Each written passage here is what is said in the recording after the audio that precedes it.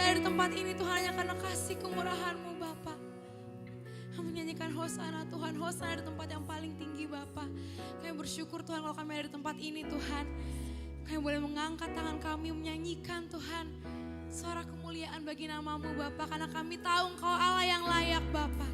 Maka dari itu hari ini Tuhan kami akan memberikan yang terbaik Tuhan. Kami akan memberikan segalanya Tuhan yang kami punya Tuhan. Kami ingin menyanyi, melompat, memuji nama-Mu Tuhan. Dari hati kami yang paling dalam Tuhan. Hanya untuk Engkau Raja yang mulia, Raja yang layak di atas segalanya Bapa. Terima kasih Bapa. Terus saudara yang siap memuji Tuhan boleh sama-sama katakan amin. Mungkin boleh saling sapa dengan salam aja, dengan lambaikan tangan kanan kirinya. Shalom semuanya, kita sama-sama puji Tuhan. Haleluya. Kabar kesudahan kasih setianya, amin. Sama-sama kita nyanyikan dari hari ke hari. Dari hari ke hari, tak pernah terbatalkan.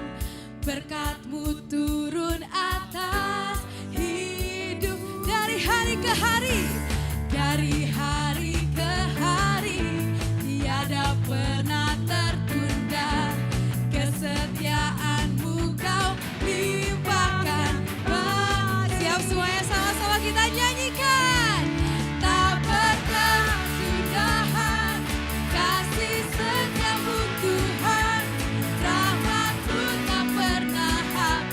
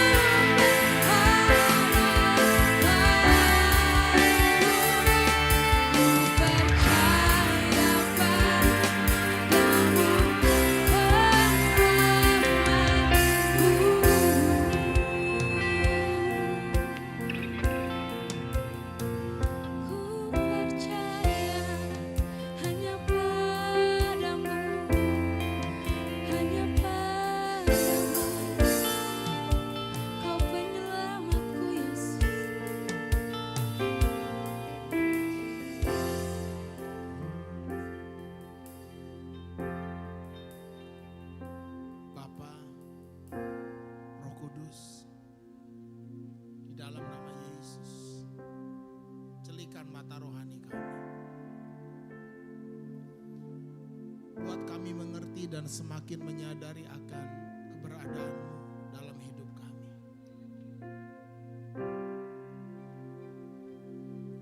Firman-Mu itu adalah kebenaran yang memerdekakan hidup kami, yang menyembuhkan kami, yang memulihkan seluruh hidup kami. Kami percaya Bapa, segala sesuatu dijadikan oleh firman, oleh perkataan, oleh pikiran, oleh kehendak. Dan pagi ini berbicaralah. Saudara, taruh tangan saudara di dada saudara. Minta untuk Tuhan berbicara kepadamu secara pribadi. Untuk Roh Kudus menyingkapkan kebenaran yang saudara dengar lewat firman Tuhan pagi ini secara pribadi. Sehingga engkau memperoleh hikmat untuk engkau bisa mengaplikasikan firman yang kau dengar pagi ini dalam kehidupan sehari-hari. Sehingga kau boleh mengalami terobosan dalam hidupmu. Mari ikuti doa saya. Bapa di surga, pagi hari ini hatiku terbuka untukmu. Pikiranku terbuka untukmu. Aku mengarahkan telingaku kepada perkataanmu. Berfirmanlah, berbicaralah kepadaku secara pribadi.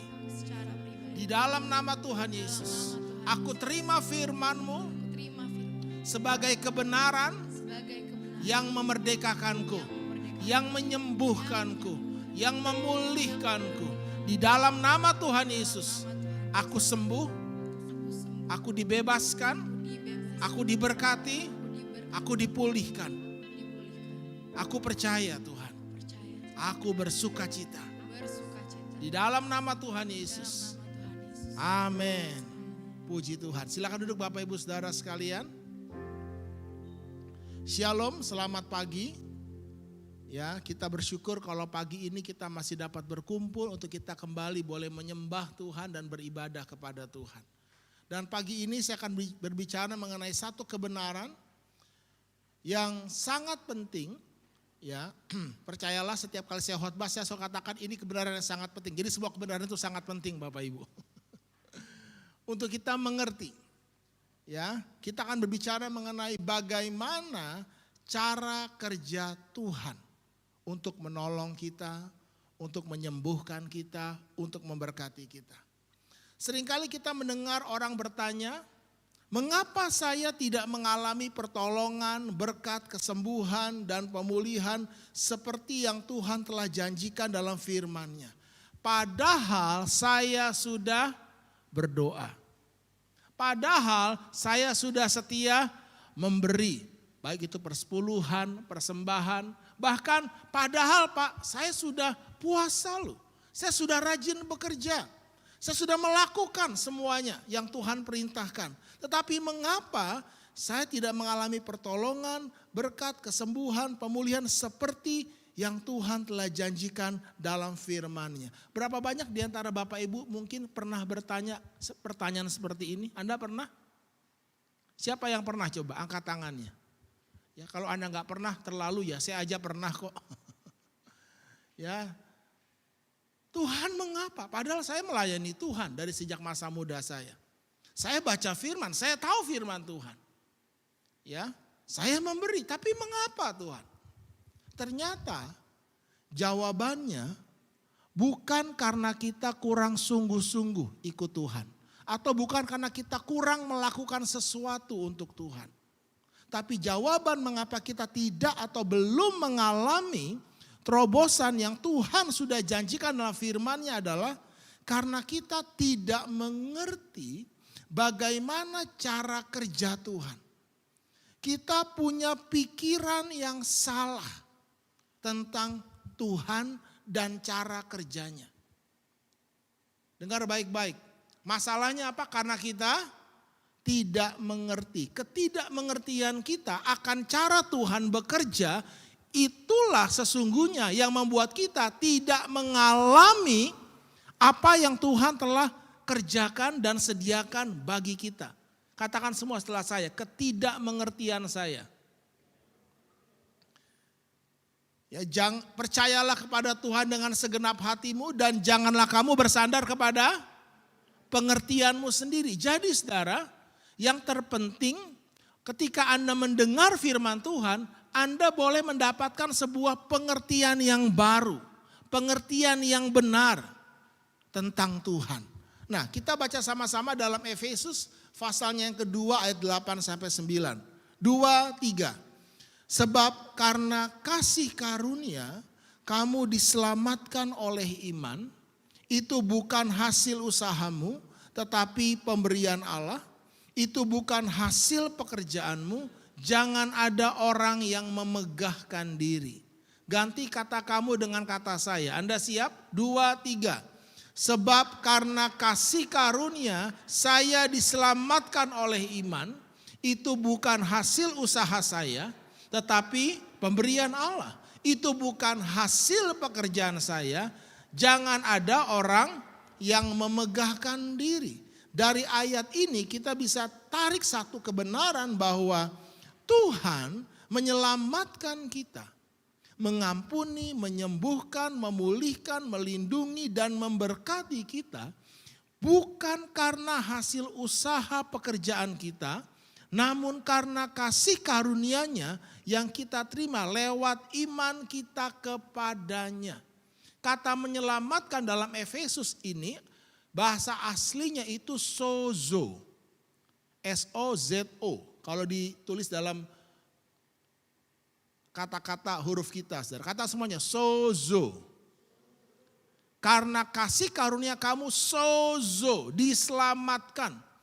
Dan itu bicara mengenai apa? Diampuni, disembuhkan, dipulihkan, dilindungi, bahkan diberkati. Itulah keselamatan yang Tuhan berikan bagi kita. Amin. Jadi saya rindu 3 kali kita mau baca statement ini. Anda siap? Tetap pakai masker, gak apa-apa saudara. Karena ada kuasa dalam perkataan kita. Amin. Masker tidak menghalangi kita untuk memperkatakan firman Tuhan. Setuju? Ya, katakan dengan sungguh-sungguh, ganti kata kita dengan kata saya. 2, 3. Tuhan menyelamatkan saya, mengampuni, menyembuhkan, memulihkan, melindungi dan memberkati saya bukan karena hasil usaha pekerjaan saya, namun karena kasih karunia-Nya yang saya terima lewat iman saya kepadanya. Camkan itu baik-baik. Masalahnya adalah seperti ini. Selama Anda masih punya pikiran yang salah tentang Tuhan, tentang cara kerjanya, maka Anda tidak akan pernah dapat menerima kasih karunia Tuhan, yaitu keselamatan, pertolongan, berkat, dan pemulihan dalam hidup Anda. Katakan semuanya, pikiran yang salah. Itulah penghalang utamanya. Sekarang bayangkan kalau Anda punya pikiran yang salah tentang mikrofon ini. Anda berpikir mikrofon ini ulekan. Kira-kira apa yang terjadi dengan mikrofon ini, Pak? Rusak kan, Pak? Hancur kan? Karena apa? Sebuah pikiran yang salah itu sangat membahayakan, saudara. Kalau Anda punya cara berpikir yang salah tentang cara kerja Tuhan, itulah yang membuat kita tidak mengalami berkat Tuhan. Kenapa orang kecewa kepada Tuhan? Kenapa orang meninggalkan Tuhan? Bukan karena Tuhan, tapi karena pikiran kita yang salah. Katakan semuanya, selama saya masih punya pikiran yang salah tentang Tuhan, saya tidak akan pernah dapat menerima kasih karunia Tuhan. Angkat tangan semuanya, bilang apa? Karena itu Tuhan berkata apa? Bertobatlah, berubahlah oleh cara berpikirmu yang salah, yang tidak sesuai dengan firman Tuhan. Jadi Anda harus sadari, akar semua persoalan hidup manusia adalah pikirannya yang salah. Bukan pasanganmu, bukan anakmu, bukan Tuhan, bukan keadaanmu. Tetapi apa? pikiranmu yang salah, khususnya tentang Tuhan. Khususnya lagi tentang kasih karunia-Nya, tentang keselamatannya, tentang pertolongannya, tentang berkat-Nya. Nah, camkan ini baik-baik ya. Baca sama-sama yuk, 2, 3. Kasih karunia Tuhan sama sekali tidak ada hubungannya dengan hasil usaha atau pekerjaan Anda untuk Tuhan. Selama Anda berpikir bahwa Tuhan menyelamatkan Anda, Tuhan menyembuhkan Anda, Tuhan memberkati Anda karena hasil usahamu, karena engkau berdoa, karena engkau melakukan sesuatu untuk Tuhan, itulah yang membuat engkau tidak bisa menerima kasih karunia-Nya. Sebab karena kasih karunia Allah itu bukan hasil usahamu, itu bukan hasil pekerjaanmu, jangan ada orang yang memegahkan diri. Tuhan menentang orang yang congkak. Tuhan menentang orang yang sombong. Orang yang congkak, orang yang sombong adalah orang yang punya pikiran yang salah. Karena dia punya pikiran Tuhan memberkati dia karena perbuatannya. Tuhan menyelamatkan dia karena apa yang dia lakukan. Dan dia bangga karenanya. Anda bisa mengikuti? Jadi selama Anda masih punya pikiran yang salah tentang Tuhan. Tuhan, mengapa engkau kok belum memberkati saya? Kok engkau belum memberikan saya pekerjaan? Engkau kok belum memberikan saya mencukupi kebutuhan saya? Padahal kan saya sudah A, B, C, D, E. Selama Anda masih punya pikiran itu, sampai kapanpun Anda tidak akan pernah dapat menerima kasih karunia Tuhan. Mengapa? Baca sama-sama. Sebab kasih karunia Tuhan sama sekali tidak ada hubungannya dengan hasil usaha atau pekerjaan Anda untuk Tuhan. Ayo baca lagi yuk, 2, 3. Keselamatan yang dari Tuhan, pengampunan, kesembuhan, perlindungan, berkat dan pemulihan, itu sama sekali bukan hasil usaha atau pekerjaan kita untuk Tuhan, tetapi itu semua 100% adalah hasil usaha dan pekerjaan Tuhan untuk kita semua di dalam Yesus Kristus Tuhan. Amin. Katakan semua setelah saya, keselamatan bukan hasil usaha saya. Tetapi itu hasil usaha pekerjaan Tuhan untuk saya. Sebab karena kasih karunia, kamu diselamatkan oleh iman. Itu sama sekali bukan hasil usahamu. Itu sama sekali bukan hasil pekerjaanmu. Supaya apa? Jangan ada orang yang memegahkan diri. Jadi selama Anda punya pikiran yang salah, Tuhan memberkati Anda karena melakukan sesuatu. Lalu ketika Anda melakukan sesuatu Anda tidak diberkati. Lalu Anda kecewa dan meninggalkan Tuhan. Anda sombong. Karena pikiran Anda salah. Jadi ya inilah yang membedakan kekristenan dengan semua agama dan kepercayaan yang ada di dunia ini. Dan karena kita masih ada di dunia ini, kita akhirnya tanpa kita sadari terkontaminasi pikiran kita dengan pikiran agamawi. Setuju? Ya, kita memang hidup di dalam dunia, tapi Tuhan tidak mau kita hidup dengan secara duniawi. Pikiran kita sama dengan dunia ini. Kita harus hidup dengan pikiran sorgawi.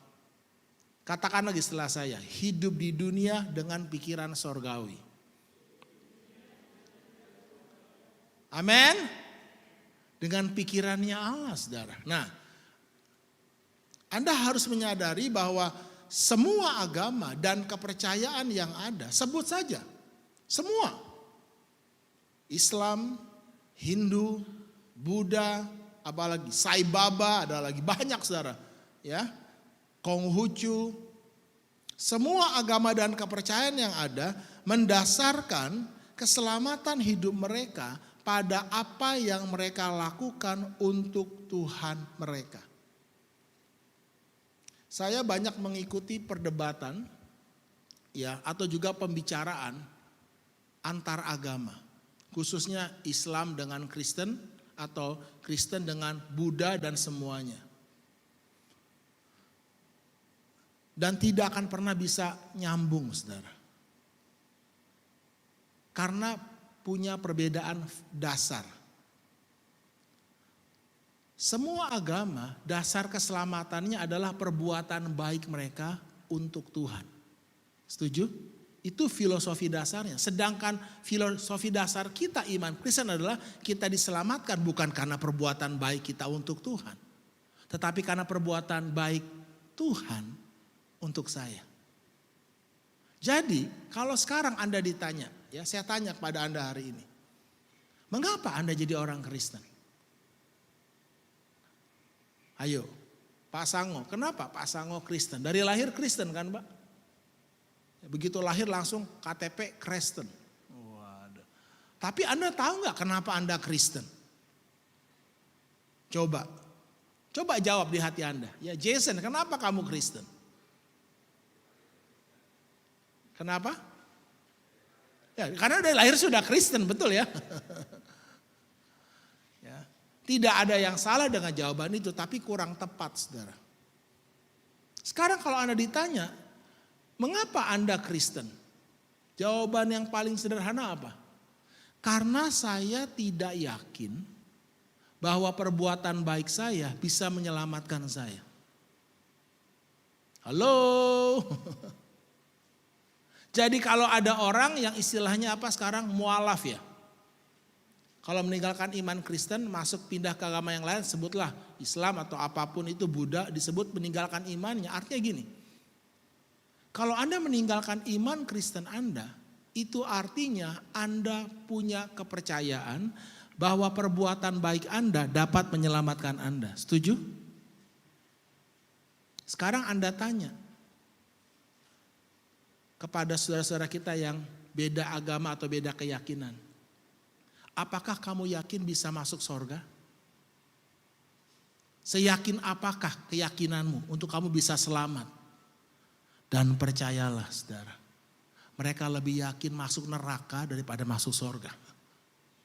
Karena mereka sesungguhnya di dasar hati mereka, mereka sadar kok perbuatan baik mereka itu banyak cacatnya. Setuju? Sekarang, kalau Anda dalam masalah, Anda di dalam problem yang begitu berat yang mengancam nyawa Anda, apa yang Anda butuhkan? Bisakah Anda menyelamatkan diri Anda sendiri? Tidak bisa, saudara. Anda perlu pertolongan, setuju? Anda perlu juru selamat. Jadi kalau ditanya, mengapa Anda Kristen? Katakan setelah saya. Karena saya tidak bisa menyelamatkan diri saya sendiri. Saya perlu juru selamat. Karena saya tidak yakin perbuatan baik saya itu bisa menyelamatkan saya dari murka Allah atas dosa-dosa saya. Saya nggak yakin dengan perbuatan saya. Kata semuanya, saya sama sekali tidak yakin dengan perbuatan saya. Dapat menyelamatkan saya. Tapi saya yakin sekali perbuatan Tuhan untuk saya itulah yang menyelamatkan saya. Berkemuliaan bagi Tuhan. Amin. Udah kita gak perlu berdebat kusir. Mana yang benar, mana yang salah. Nanti mungkin ada waktunya kita belajar apologetika saudara. Ya, bagaimana kita bisa bukan membela iman tapi bisa menjelaskan dasar iman kita. Sehingga kita bisa yakin bahwa iman kita ini kuat gitu saudara. Benar. Sekarang anggaplah semua agama benar. Kita anggap semua agama benar. Tapi sebenarnya tidak demikian. Karena kebenaran itu eksklusif. Ya, nggak mungkin kan ada dua kebenaran yang berbeda itu tidak mungkin. Karena kebenaran itu apa? Absolut dan eksklusif. Kebenaran yang objektif, betul? Nggak mungkin ada dua barat kan? Ada timur, ada barat. Tidak mungkin ada dua barat atau dua utara. Tidak mungkin. Nah sekarang gini saudara. Anggaplah semua agama itu benar. Semua orang mengatakan kecapnya nomor 1. Tapi kita nggak ngomong pernyataan lah. Kita lihat konsepnya. Dari semua konsep mana yang lebih baik? Mana yang lebih bisa diterima dengan akal sehat? Anda selamat karena perbuatan Anda untuk Tuhan, atau Anda selamat karena perbuatan Tuhan untuk Anda? Mana yang lebih baik? Mana yang lebih kuat? Itu sebabnya saya jadi orang Kristen. Karena saya tidak menaruh iman saya kepada perbuatan saya untuk Tuhan, tetapi saya menaruh iman saya kepada perbuatan Tuhan untuk saya. Itu sebabnya kita yakin, saudara, kita diselamatkan. Karena apa? Karena perbuatan Tuhan untuk kita itu sempurna. Beri kemuliaan bagi Tuhan, saudara. Yes, amen. Ya, jadi Anda mantap gak jadi orang Kristen? Mantap aja atau mantap banget? Ya, hanya dalam kekristenan kita diselamatkan bukan karena hasil usaha perbuatan baik kita untuk Tuhan, tetapi karena iman kita kepada perbuatan Tuhan untuk menyelamatkan dan menebus dosa kita di kayu salib. Baca sama-sama 1 Petrus pasal 2 ayat yang ke-24 sampai 25. 2, 3. Ia sendiri telah memikul dosa kita di dalam tubuhnya di kayu salib, supaya kita yang telah mati terhadap dosa hidup untuk kebenaran. Oleh bilur-bilurnya kamu telah sembuh. Sebab dahulu kamu sesat seperti domba, tetapi sekarang kamu telah kembali kepada gembala dan pemelihara jiwamu. Agama mana? Kepercayaan mana di dunia ini, yang ada di dunia ini, saudara, yang menanggung dosa umatnya? Hanya Kristen. Di Islam, siapa yang menanggung dosa Anda? Ya Anda sendiri. Di Buddha, di Hindu, siapa yang menanggung dosa Anda? Ya Anda sendiri yang harus tanggung. Hanya dalam kekristenan, yang dosa umatnya ditanggung oleh Tuhannya sendiri. Ia sendiri. Tuhan sendiri. Bukan akan, bukan sedang, tetapi telah memikul semua dosa kita di dalam tubuhnya di kayu salib. Supaya kita yang mati terhadap dosa tidak lagi hidup untuk dosa, tapi hidup untuk kebenaran. Dan oleh bilur-bilurnya kamu sudah sembuh. Katakan semuanya, sudah sembuh. Sudah selamat. Anda harus mengerti ini, saudara. Ya, keselamatan itu sudah ada, bukan akan, bukan sedang, tetapi sudah ada, sudah Tuhan sediakan sebelum kita ada.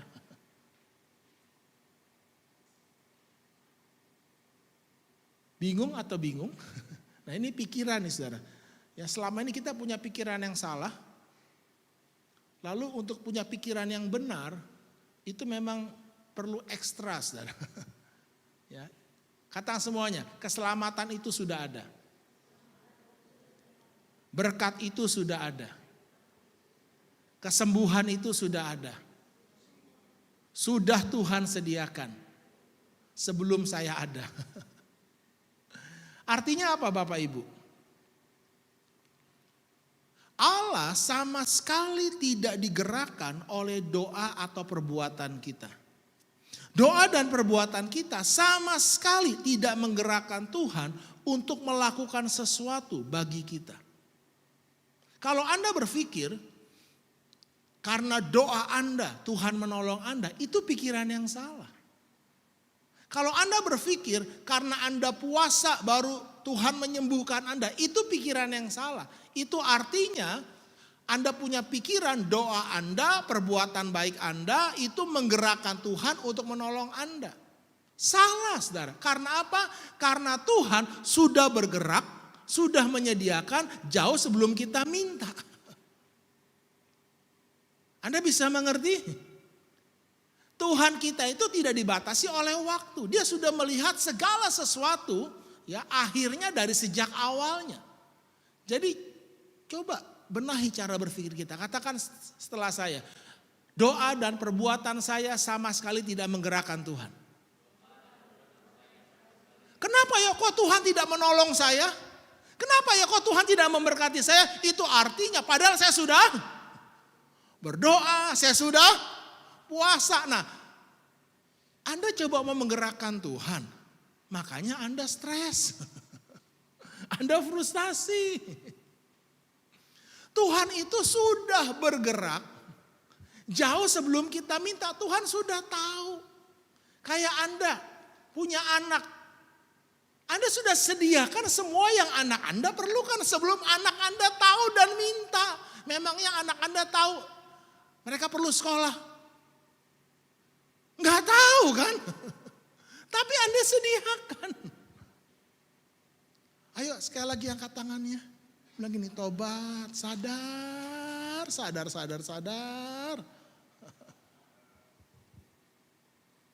Ayo bilang sama sebelahnya. Perbuatan kita tidak menggerakkan Tuhan. Tuhan udah gerak duluan. Jangan berpikir Anda punya masalah, ya, lalu Anda doa, lalu waktu Anda doa, Tuhan dengar doa Anda, lalu Tuhan panik gitu. Wih, ampun. Please deh, Tuhan tuh lebih besar dari pikiran kita, saudara. Saya berharap ini mengubah cara berpikir Anda, setuju? Lalu apa fungsi iman? Ya. Iman kita tidak menggerakkan Allah. Iman adalah jalan masuk untuk kita menerima kasih karunia Tuhan. Apa itu? Yaitu segala sesuatu yang Tuhan sudah kerjakan dan sudah sediakan di dalam Yesus Kristus Tuhan. Katakan semuanya, iman adalah jalan masuk untuk saya menerima kasih karunia Tuhan. Segala sesuatu yang Tuhan sudah sediakan bagi saya. Amin. Itulah iman. Kata semuanya, sudah ada. Sudah ada. Tuhan sudah sediakan. Nah, untuk menerima yang Tuhan sudah sediakan dan kerjakan butuh apa? Iman. Tanpa iman bisa nggak Anda menerima kasih karunia Tuhan? Tidak bisa. Ya, semuanya sudah ada nih di dalam handphone saya ini. Kemampuan yang luar biasa.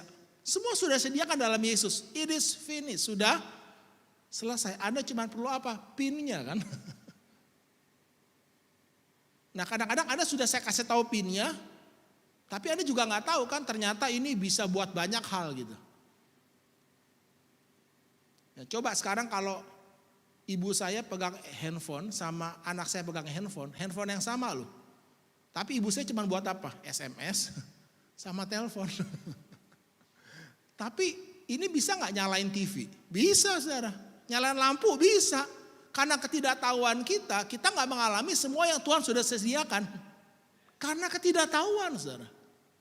Nanti setelah iman Anda mesti tambah pengetahuan. Iman itu baru jalan masuk. Jadi kenapa banyak anak Tuhan susah? Padahal rajin ke gereja, rajin baca Alkitab. Simple. Karena pikirannya salah. Katakan, iman saya tidak menggerakkan Tuhan. Tuhan sudah bergerak lebih dahulu. Ya. Efesus 1 ayat 18-20. Dan supaya ia menjadikan mata hatimu terang. Agar kamu mengerti pengharapan apakah yang terkandung dalam panggilannya. Betapa kayanya kemuliaan bagian yang ditentukannya bagi orang-orang kudus. Dan betapa hebat kuasanya bagi kita yang percaya. Sesuai dengan kekuatan kuasanya yang dikerjakan di dalam Kristus dengan membangkitkan dia dari antara orang mati dan mendudukan dia di sebelah kanannya di sorga. Dikatakan betapa hebat, betapa kaya pengharapan yang terkandung. Kata terkandung itu artinya sudah ada gitu. Benihnya sudah ada, semua Tuhan sudah siapkan. Tapi untuk menerima itu dibutuhkan yang namanya iman, yaitu bagi mereka yang percaya. Baca sama-sama Titus 2:11, 2-3. Karena kasih karunia Allah yang menyelamatkan sebagian manusia sudah nyata. Begitu?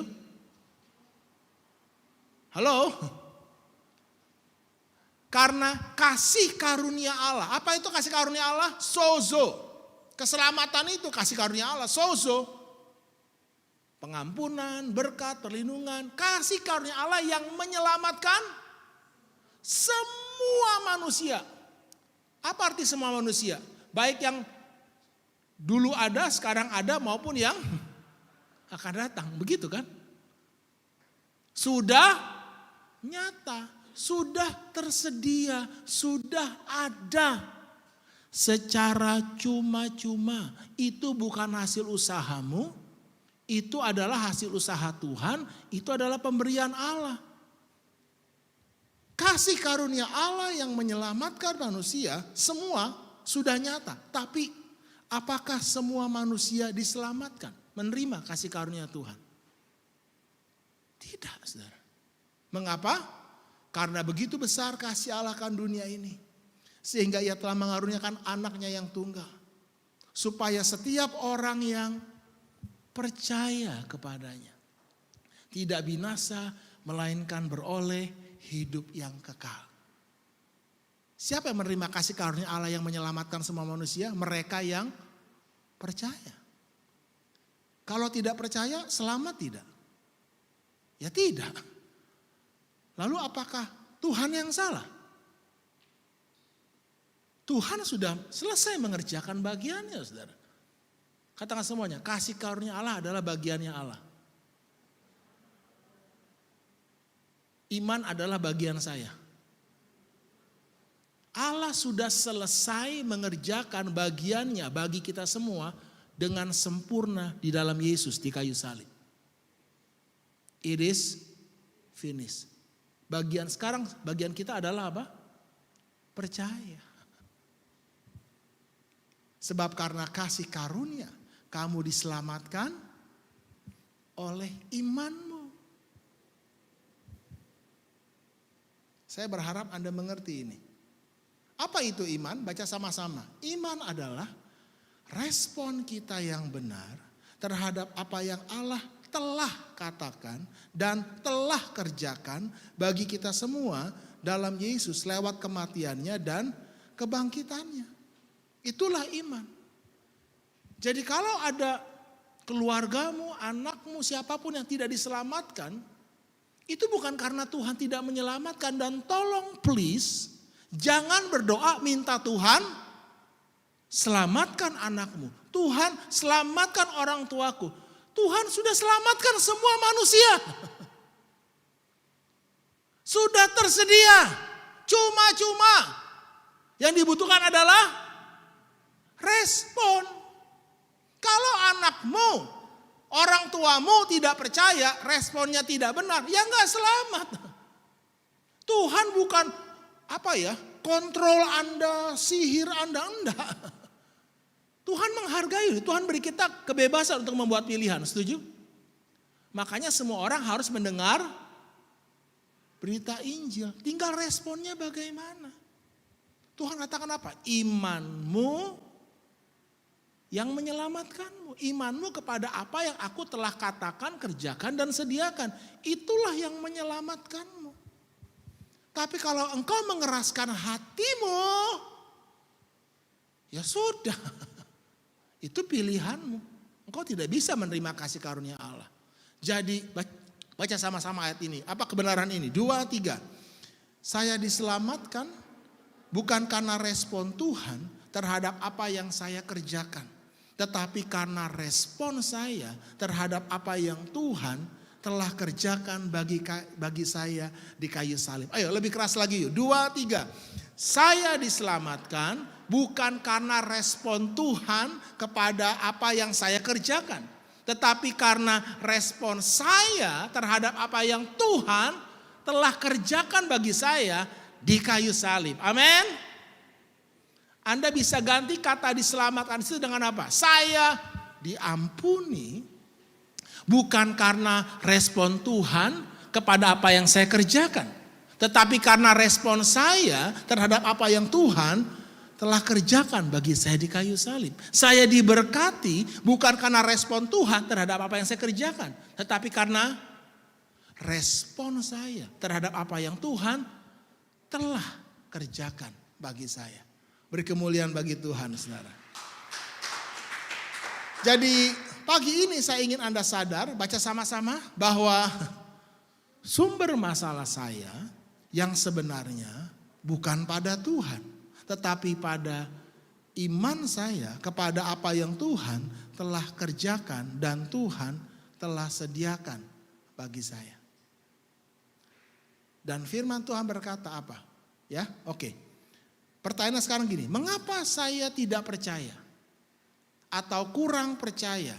Atau bahkan sulit percaya kepada apa yang Tuhan sudah katakan, kerjakan dan sediakan bagi saya?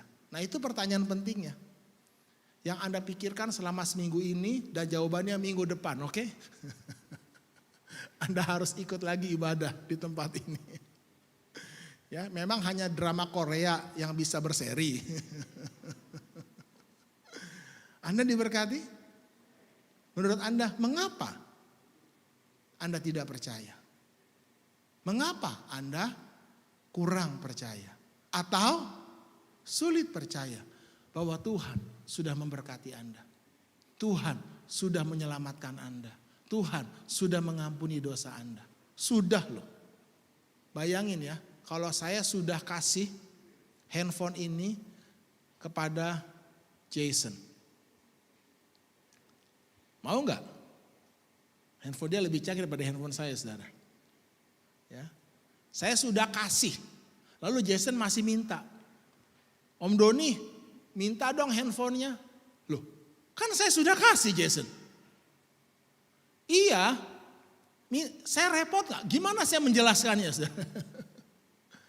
Tuhan sembuhkan saya dong. Loh, Tuhan bilang oleh bilur-bilurku kamu sudah sembuh. Kenapa kamu minta aku sembuhkan aku? Kamu kurang percaya. Nah, itu dia masalahnya, saudara. Baca sama-sama yuk, 2, 3. Jadi iman timbul dari pendengaran dan pendengaran oleh firman Kristus. Nah, masalah iman itu masalahnya di mana? Di pendengaran kita, ya. Ibrani pasalnya yang kelima ayat 11 sampai 12. Tentang hal itu banyak yang harus kami katakan, tetapi yang sukar untuk dijelaskan karena kamu telah lamban dalam hal mendengarkan, sebab sekalipun kamu ditinjau dari sudut waktu, sudah seharusnya menjadi pengajar, kamu masih perlu lagi apa? Diajarkan asas-asas pokok dari pernyataan Allah dan kamu masih memerlukan susu, bukan makanan keras. Jadi begini, saudara, banyak anak Tuhan fokusnya itu bukan kepada perkataan Tuhan, tetapi kepada masalahnya.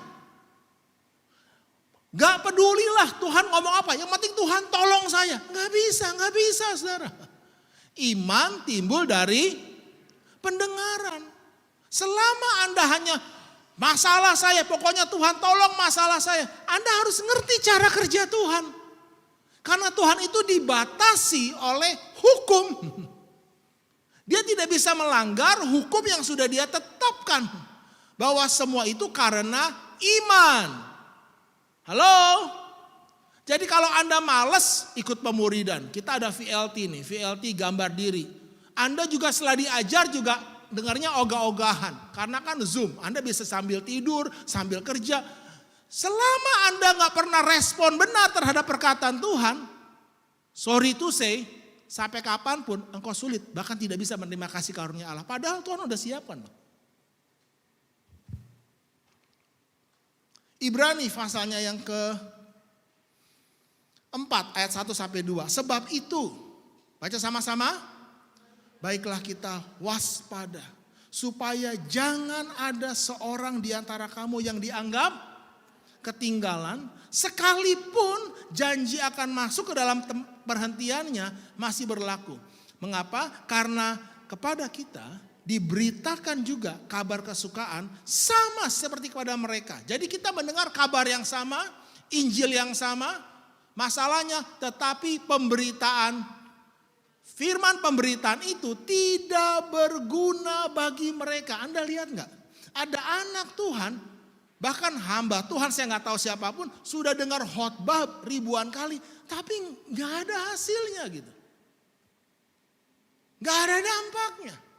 Karena pemberitaan itu tidak bertumbuh bersama-sama oleh iman dengan mereka yang mendengarkannya.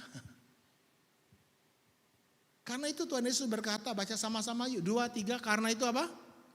Perhatikanlah cara kamu mendengar.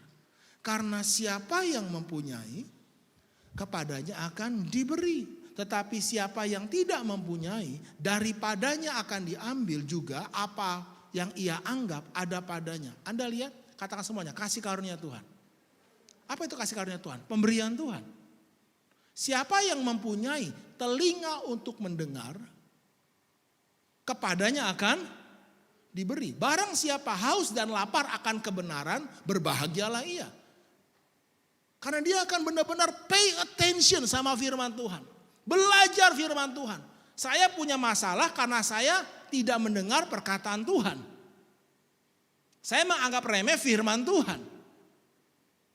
Makanya saya bertobat hari ini. Saya mau pay attention. Jawaban semua masalah saya adalah di sikap hati saya. Bagaimana cara saya mendengar firman Tuhan.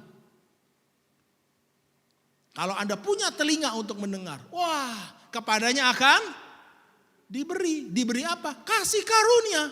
Pengertian yang baru, pikiran yang baru. Yang mengubah perasaan Anda, perkataan Anda.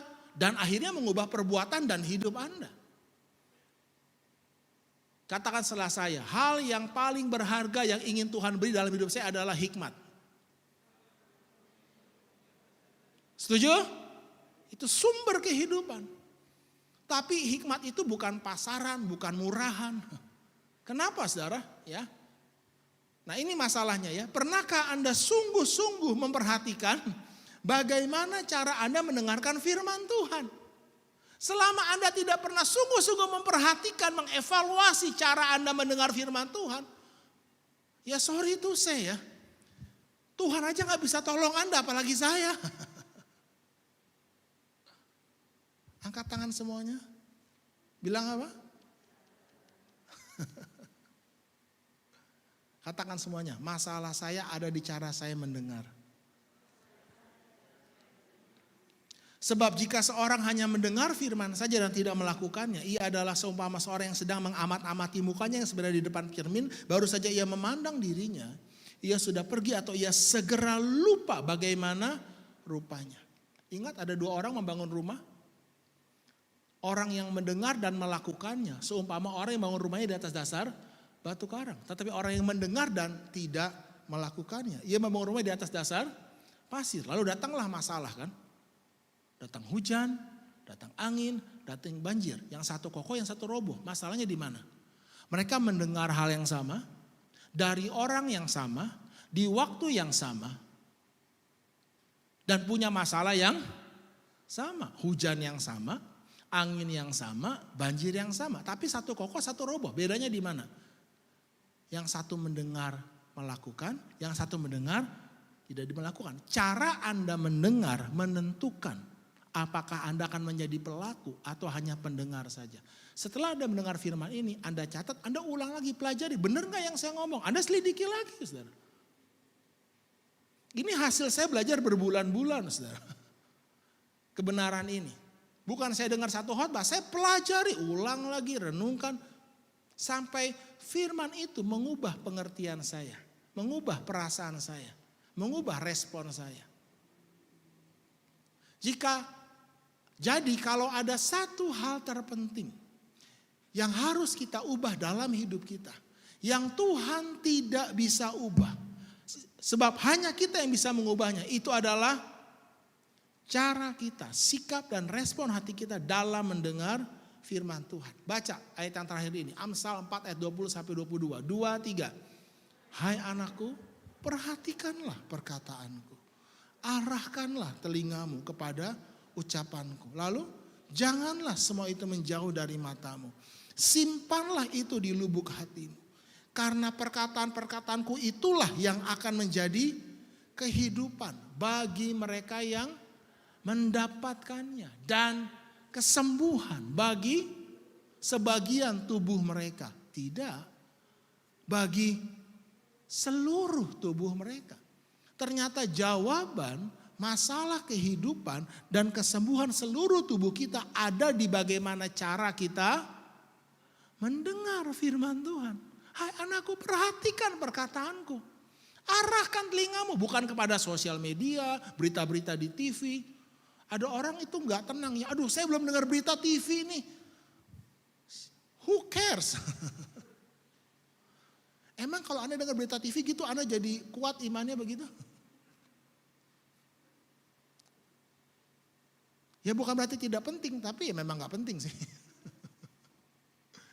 Coba Anda puasalah, mendingan Anda baca firman, setuju?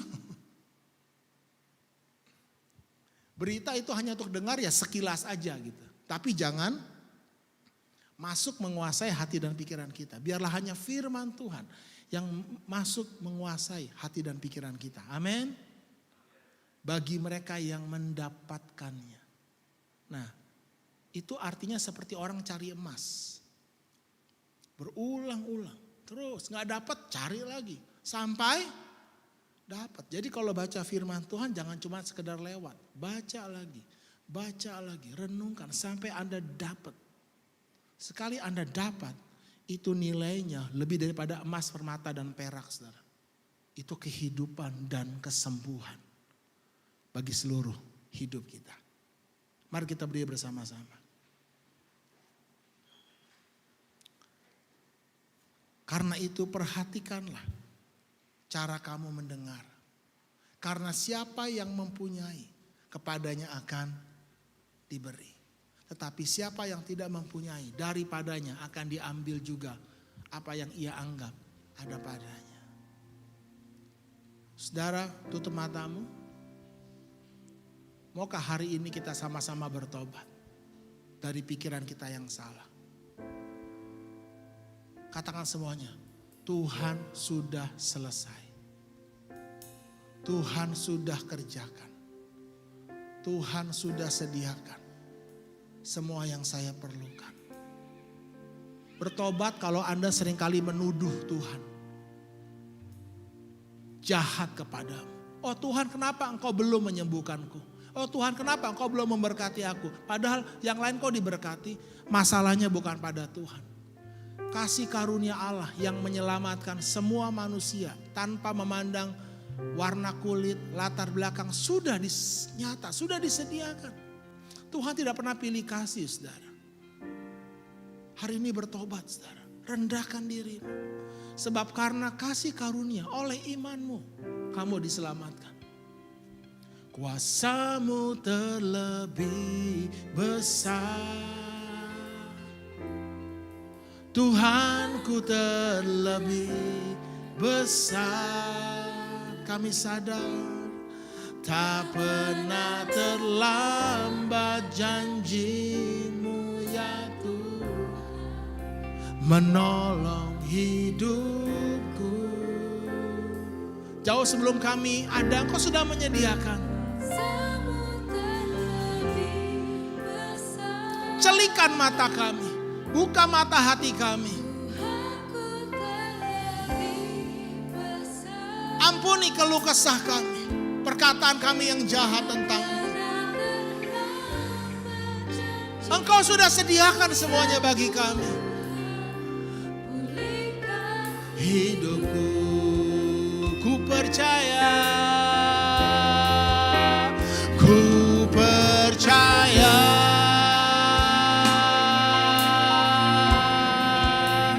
Kau bekerja.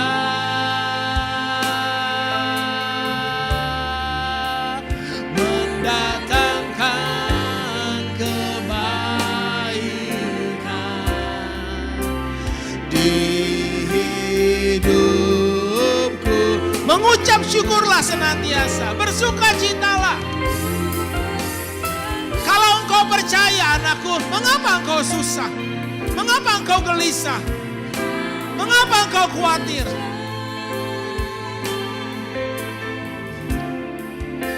Mendatangkan kebaikan, mendatangkan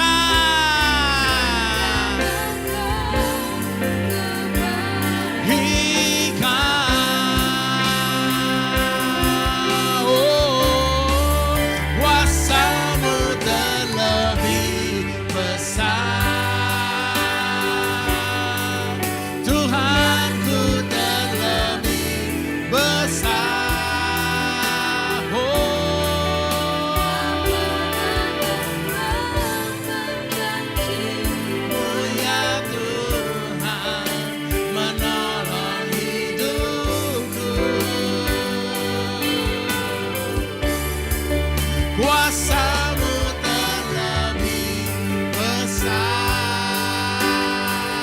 Ya. Terlebih besar. Tak pernah terlambat janji-Mu ya Tuhan. Pulihkan hidup. Tak pernah terlambat, Kau sudah kerjakan.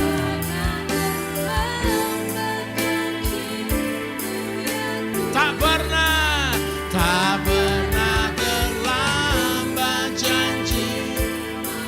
Tak pernah.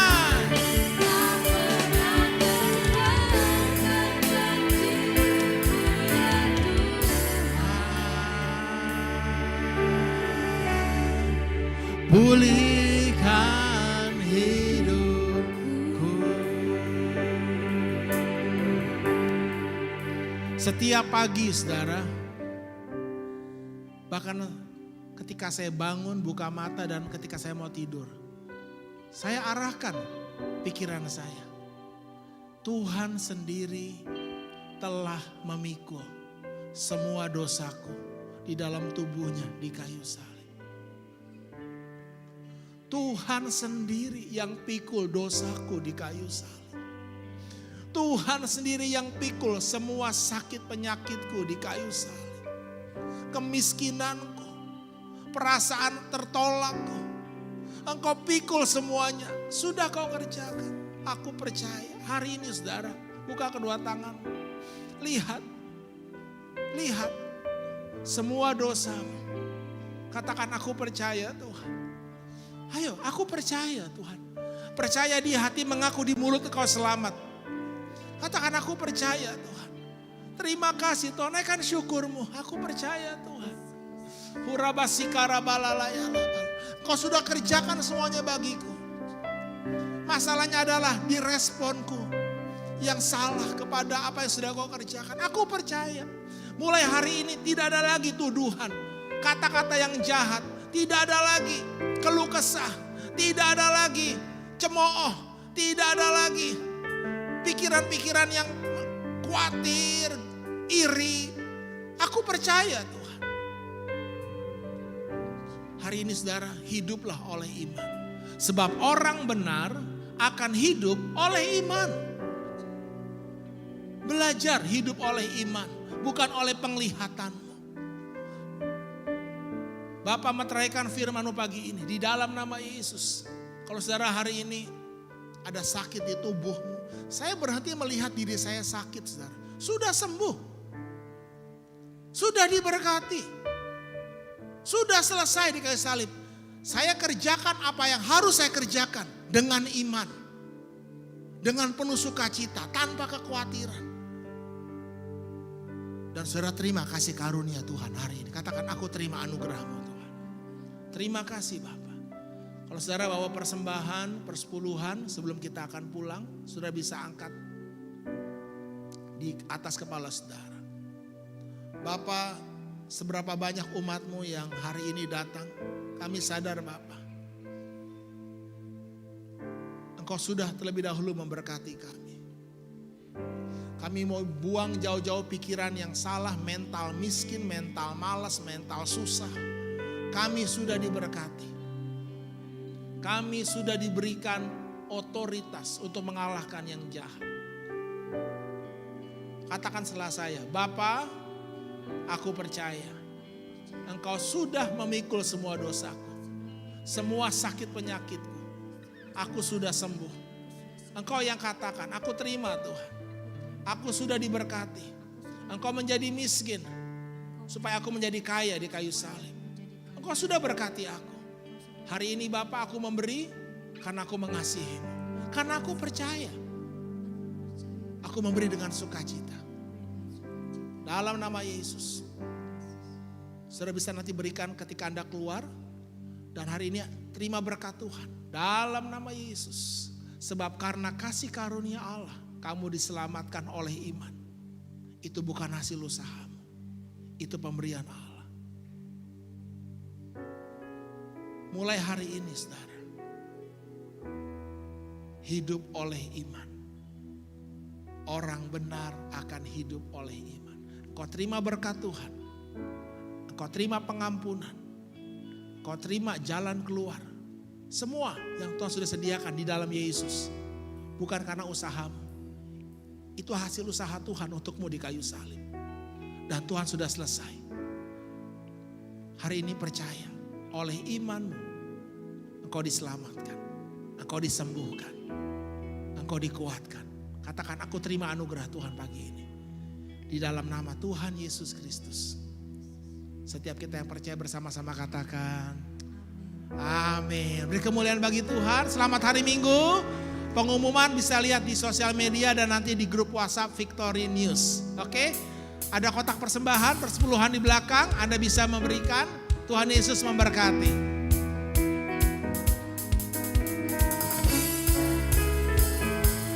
Minggu depan ibadah ada perjamuan kudus ya di tempat ini.